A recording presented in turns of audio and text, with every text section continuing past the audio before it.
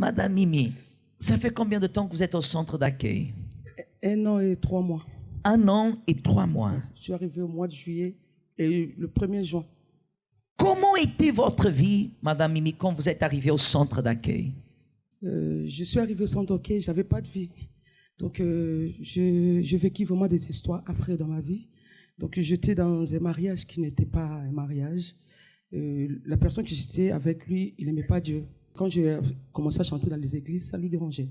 Et il s'est réveillé un matin, il m'a dit, je ne veux plus de toi, tu choisis entre Dieu et moi. Et tu sors de ma maison si tu veux Dieu. Moi, j'ai dit, j'ai choisi Dieu. Et il m'a chassé en 2006. Et je suis parti, j'ai tourné, étant toujours dans les églises. Et au bout en 2009, avec une parole, il m'a appelé. Il m'a dit, s'il arrive quelque chose à mes enfants, ça sera sur ta tête. Et mes enfants étaient partis se coiffer. Et la dame m'a appelé, viens, ta fille est tombée, elle a fait une crise. En octobre 2008, et 5 mois, ma fille était dans le coma. On n'a pas trouvé la maladie, ma fille est décédée. Donc depuis 2009, tout était noir dans ma vie. Mais j'étais dans les églises, je chantais, je servais Dieu. Mais une chose qui était en moi, je ne comprenais pas la parole de Dieu. Parce que c'est que le pasteur, des hommes de Dieu parlaient, je ne comprenais pas. Mais j'ai marché avec la douleur, la haine, parce que personne ne peut voir. Parce que ma fille elle est décédée dans mes mains. Elle rendait son dernier souffle et je regardais. Et c'était une douleur. Et j'ai gardé la colère. Je vivais avec 2 choses. Soit je tue le père de mes enfants, soit je me tue, moi et mes enfants. Et j'étais dans l'église avec cette colère, cette haine. Personne ne savait, ni même mes membres de ma famille. Après le deuil de ma fille, toutes les personnes qui étaient à côté de moi, les amis, tout ça, ils m'accusaient. Voilà, sa fille est décédée parce qu'elle a commis un péché, elle a fait ça. Tout le monde auquel je croyais que c'était mes amis, ils ont fait une histoire à propos de décès de ma fille. Et je n'étais pas consolée, ni au niveau de ma famille. J'ai resté 2 ans sans parler à personne. J'ai eu des problèmes dans l'église juste à cause de ma voix. Ouais. Je chantais et j'étais comme un instrument de plaisir. Donc, quand je chante, l'adoration était chaude, les personnes dansaient. Et si je ne venais pas, les pasteurs se mettaient en colère. Et cette situation-là, qu'est-ce qu'elle a produit en vous? Des problèmes financiers, la maladie, parce que j'ai gardé la colère, la haine, je vivais dans l'angoisse, je vivais que dans le noir. Et je dormais dans ma chambre. Parce qu'à ce moment-là, quand j'ai quitté la maison, on nous a logés juste après le décès de ma fille.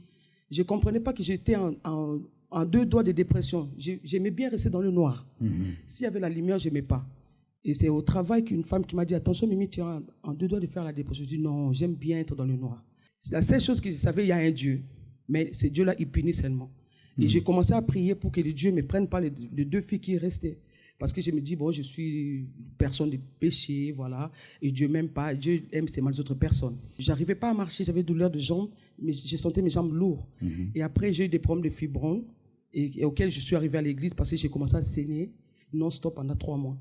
J'avais mal partout, si j'ai douleur de la tête, on appelle ça migraine.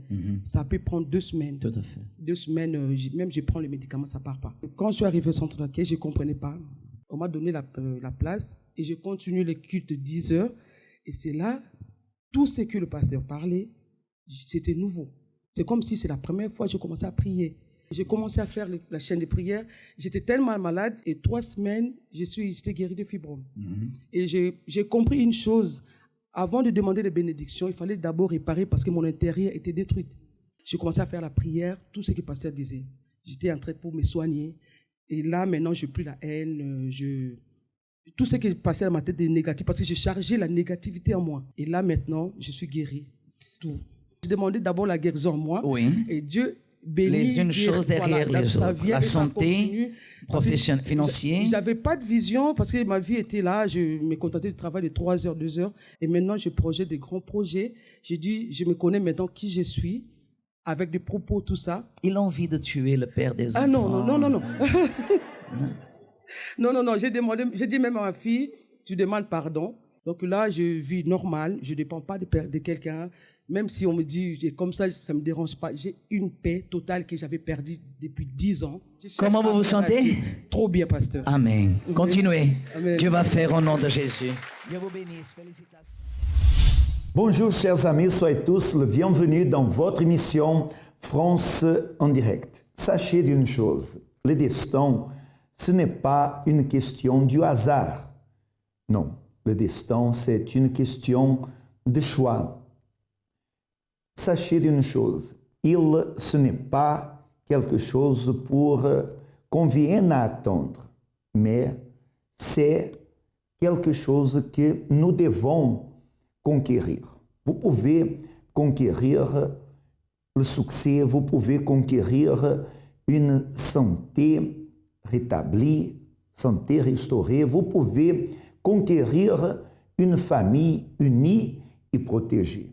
Mais cela, ce n'est pas pour être attendu, c'est quelque chose qu'on doit conquérir. Et c'est pour cela que nous sommes ici, pour vous présenter cette émission, vous montrer quoi faire pour que vous veniez avoir une situation différente. Parce que peut-être dans votre pensée, il y avait justement l'idée que vous étiez une personne destinée à la souffrance, que votre problème, la situation que vous êtes en train de traverser, que c'est votre karma, que vous êtes né pour souffrir.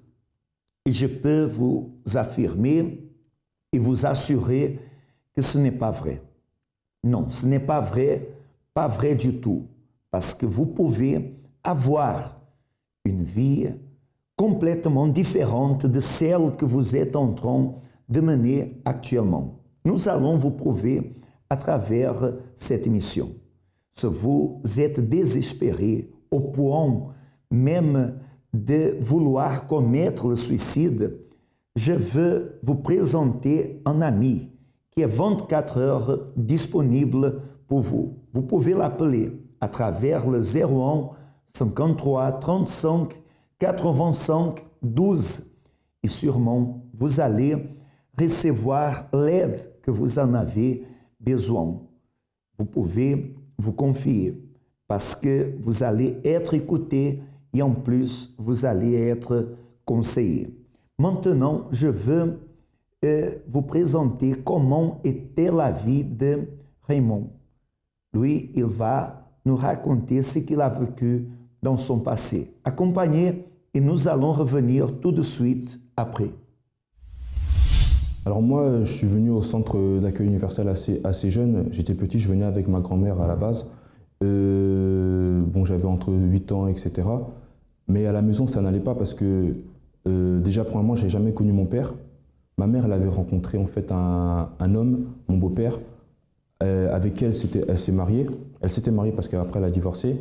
Mais à la maison, ça n'allait pas dans le sens où mon beau-père, il frappait, il battait souvent ma mère.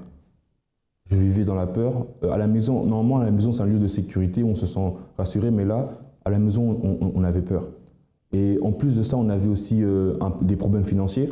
Mais lorsqu'on mélange tout, ça fait vraiment un mal-être, en fait, dans le sens où on se demande même mais pourquoi en fait on vit en fait, à quoi ça sert de vivre cette vie-là en fait.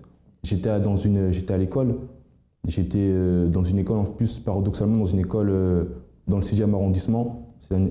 À l'époque c'était un arrondissement assez chic où tous mes camarades de classe ils avaient beaucoup de moyens financiers et leurs parents voilà, ils avaient des bons travaux, etc. Ça fait que moi personnellement, contrairement à eux, j'étais celui qui allait au resto du cœur, etc. On était vraiment dans une situation comme ça. Ça fait que j'ai grandi aussi avec un complexe d'infériorité. Il faut comprendre que j'étais mal à l'aise à l'école et j'étais mal aussi à la maison. Dans le sens où je comprenais pas, pour moi la vie c'était vraiment malaise. Et donc j'ai grandi en fait comme ça. Alors la nuit, en plus de ça, il m'arrivait très souvent de faire des cauchemars. Enfin, souvent de faire des cauchemars. Je ne pouvais pas dormir dans le noir, sauf si j'étais obligé de dormir avec mon frère et j'étais obligé de m'accrocher à lui quand je dormais parce que j'avais super peur du noir. C'est comme si je voyais des ombres la nuit, je faisais des cauchemars et aussi parfois quand j'étais seul, je sentais une présence qui venait m'étouffer ou m'étrangler. Et quand ça m'arrivait, j'avais même du mal en fait à parler. J'arrivais même plus à parler, etc. C'était quelque chose qui venait. L'étranglement, ça venait pas tout le temps, mais ça venait de manière à se dire que je suis là, c'est encore là. Et du coup, quand quand ça m'arrivait, je dormais plus de toute la nuit, j'avais peur. Et donc c'était insupportable aussi. Alors étant donné que je suis venu assez tôt à l'église, je ne connaissais pas vraiment le monde, pour dire que le monde m'attirait. Lorsque en fait, j'ai eu l'opportunité, lorsque j'étais en classe de 5e, de partir en internat, je suis parti en internat et c'est à ce moment-là que j'ai commencé à m'éloigner en fait de l'église. Parce qu'on va dire, étant donné ma grand-mère et mon oncle allaient à l'église, j'avais un enseignement, on va dire, correct dans le sens où tous les week-ends j'étais chez eux, et ils m'enseignaient les choses de Dieu et ça a développé du fruit en moi. Mais lorsque je suis parti en internat, il y a eu les mauvaises influences, etc., etc. Ce qui fait que j'ai commencé mes yeux ont commencé à me porter sur ces genres de choses et je venais plus vraiment à l'église. À part peut-être quelques dimanches à 8h, comme ça, pour dire que je suis venu, mais je venais plus. Donc c'était ça. Et donc, lorsque j'étais au sein d'internat, tous les complexes que j'avais, ils étaient encore là. Et en plus des complexes, à l'internat, j'ai compris aussi que j'avais un manque d'affection en fait. Un manque d'affection. Du coup, j'étais, on va dire, un coureur de jupons. Tout était dur en fait, c'est assez difficile. Il n'y a pas un moment, peut-être oui, lorsque il y a eu une période de 3 ans où mon beau-père en fait nous a aussi abandonnés. C'était plus dur économiquement parce qu'ils avaient déjà fait beaucoup d'enfants, donc on était déjà assez nombreux. Ma mère elle avait du mal à assumer, donc c'était peut-être aussi ça. J'avais tous les autres problèmes qui étaient aussi en moi, donc c'était aussi dur. Voyez sa situation, Louis qui a grandi en train de voir la souffrance, voir sa maman en train d'être battue. Louis qui avait des problèmes financiers, problèmes économiques, avait besoin d'aller manger au resto du cœur. Louis qui grandissait avec complexe d'infériorité, en train de faire des cauchemars. Bon, une souffrance totale. Mais soyez assurés, les personnes qui viennent ici dans l'émission, c'est parce qu'elles ont un avant et un après. Elles ont réussi à surpasser les problèmes que vivaient dans le passé. Et Louis, il va nous raconter ce qu'il a fait, quelle attitude il a pris pour avoir un changement dans sa vie. Il va nous raconter comment se trouve actuellement sa vie. D'accord? Accompagnez et nous allons revenir tout de suite après. Alors moi, donc je venais plus vraiment à l'église, plus du tout. Et c'est à travers en fait mon frère qui m'avait invité une fois en fait au groupe jeune de l'église. Parce que dans l'église, il y a un groupe jeune qui s'appelle la Foi Jeune France. Et donc c'était pour un tournoi de basket. Et donc j'étais parti, on s'était entraîné, etc. Et j'avais aimé en fait l'ambiance qu'il y avait là-bas. Et donc j'ai commencé en fait à revenir en fait petit à petit, à réécouter en fait ce que les pasteurs disaient, etc., etc. Donc c'est comme ça en fait que je suis revenu en fait un peu dans l'esprit. Après, ça s'est pas fait du jour au lendemain, parce que petit à petit j'ai commencé en fait à reprendre des attitudes, revenir en fait le vendredi à l'église pour ma délivrance. Et j'ai participé à la chaîne de prière. Et c'est là vraiment que j'ai eu ma délivrance. Alors malgré le fait que que j'ai été délivré, intérieurement en fait, j'avais toujours en fait des problèmes intérieurs, dans le sens où j'avais toujours en fait quelques complexes, des manques d'affection, etc.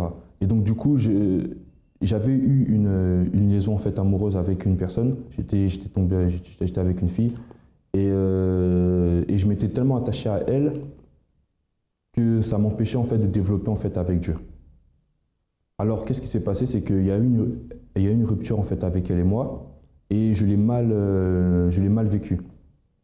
Maintenant, il fallait vraiment que je me donne plus à Dieu, et parce que je savais c'est là que j'ai compris en fait que j'étais mal spirituellement. Et donc j'ai voulu vraiment me donner plus à Dieu. Cette année, c'était l'année 2014, et j'avais pris la décision de vraiment j'allais me donner à 100%. Je me donnais déjà, mais pas à 100%.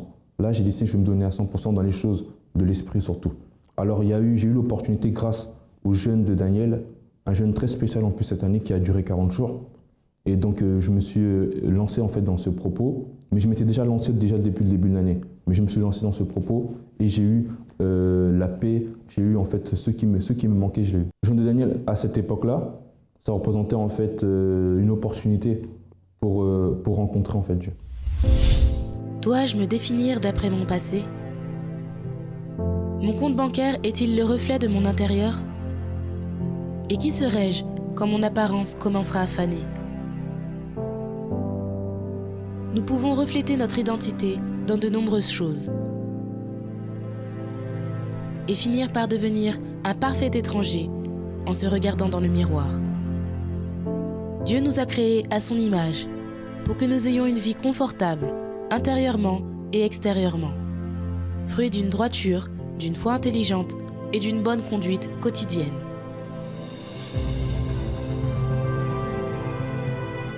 Participez à l'une des conférences du centre d'accueil et ayez une vie transformée.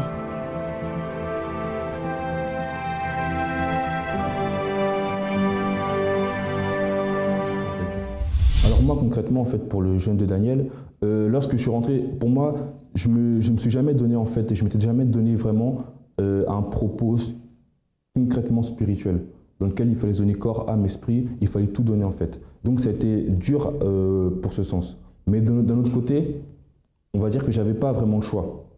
Parce que je voulais vraiment sortir en fait de ce qu'il y avait intérieurement de moi.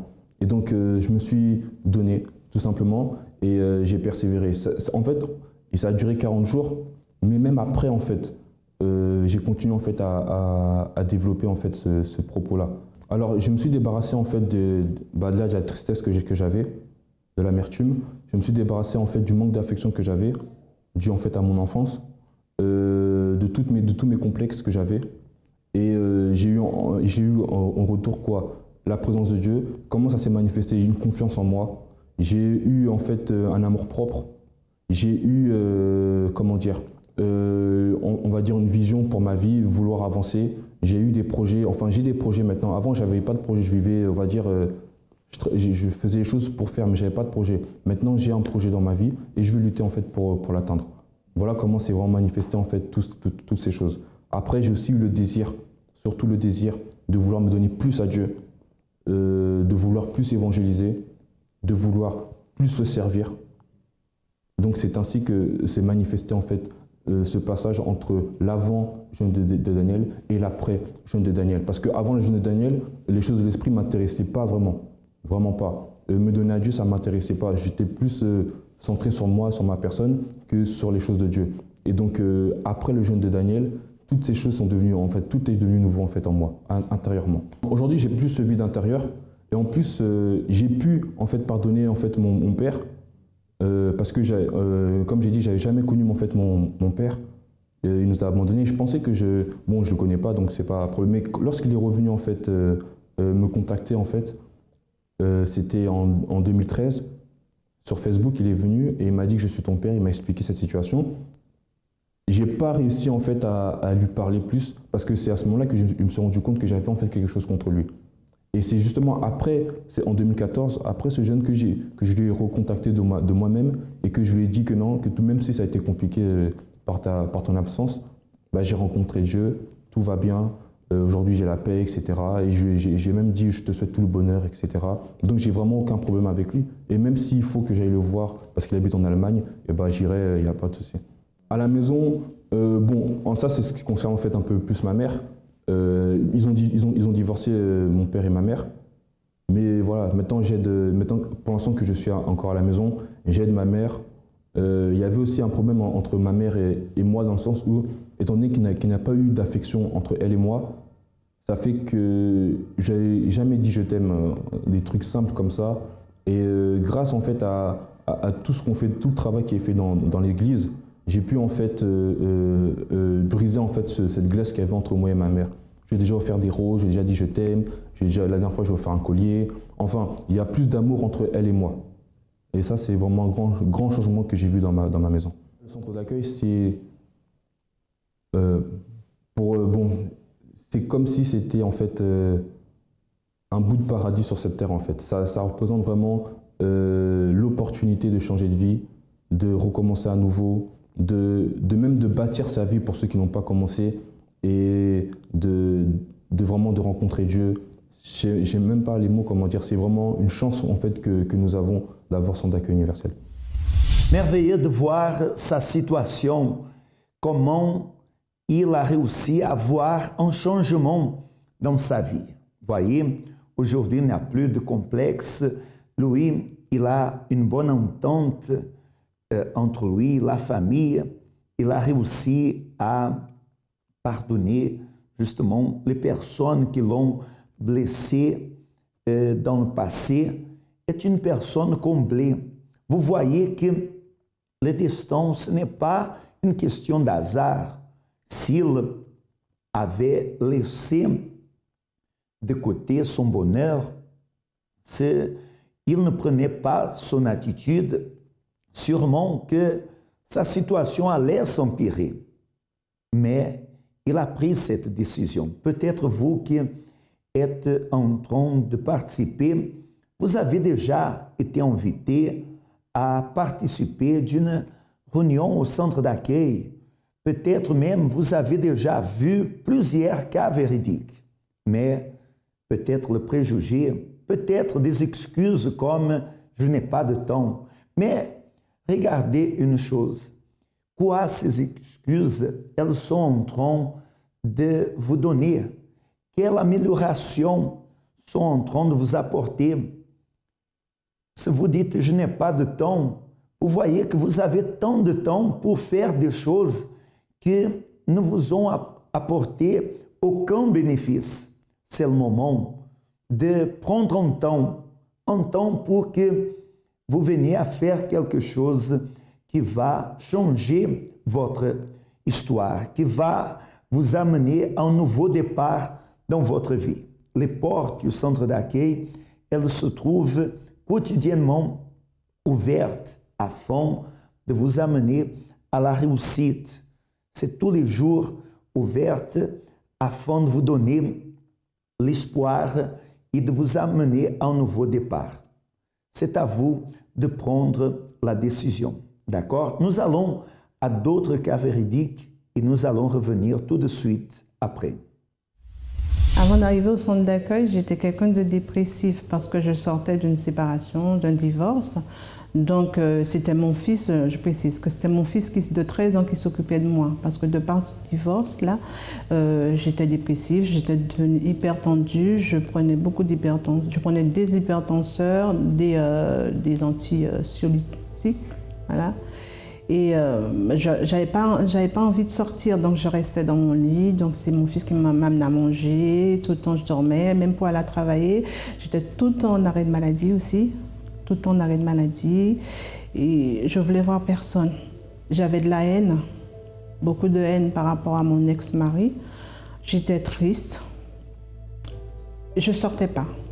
J'ai pensé au suicide.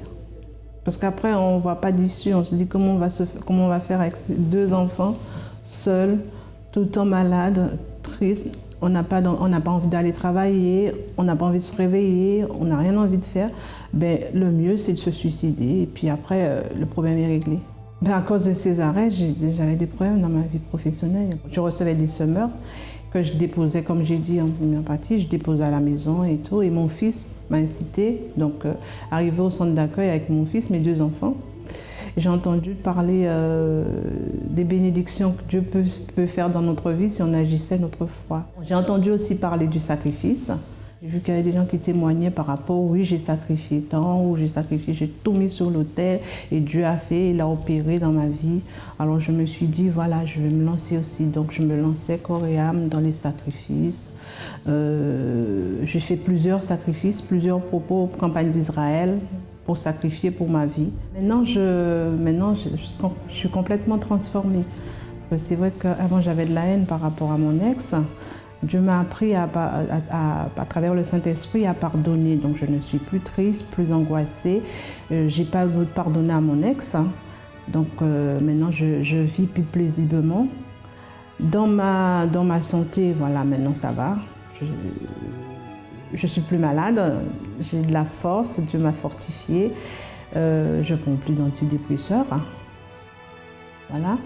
Dans ma vie professionnelle, justement, et dans ma vie financière, je suis bénie. Maintenant, je ne suis plus secrétaire adjointe, c'est la secrétaire de direction de l'établissement. Le centre d'accueil, je vais dire que c'est, avant d'être une maison de prière, c'est une maison qui nous enseigne à agir notre foi, à chercher surtout, avant d'agir la foi, de chercher à avoir une communion sincère avec Dieu. Et à travers cet enseignement qu'on reçoit chaque jour, on apprend à persévérer. Et même quand on passe par des luttes, des moments très, très, très difficiles, apprendre à tenir afin d'aller jusqu'au bout. La dépression, cette envie de suicide, sa vie financière détruite, cela fait partie du passé de la vie de Rosita. Parce que actuellement, sa vie est complètement différente. La vôtre peut être aussi différente. Pour cela, vous avez besoin de prendre une décision. Je vous invite à ce dimanche matin à prendre une décision. Venez au centre d'accueil le plus proche de chez vous pour recevoir la force, le courage, pour recevoir la vie, recevoir des intercessions en faveur de votre famille, pour avoir une famille unie et protégée, pour avoir un nouveau départ. Sachez, pour tout le problème, il y a une solution. Et dans le centre d'accueil, vous allez apprendre comment résoudre des situations que jusqu'à présent, vous vous sentiez impuissant. Moi, personnellement, je serai dans 27, 29, rue Yuri Gagarin, à Villejuif. Je vous rappelle que notre siège du centre d'accueil se situe dans 254 rue de Faubourg, Saint-Martin. Si vous voulez connaître le plus proche de chez vous, il vous suffit d'appeler le 01 53 35 85 12. Chers amis, a été un immense plaisir d'être là ensemble avec vous. Je vous souhaite à tous que le Tout-Puissant illumine votre vie. À la prochaine.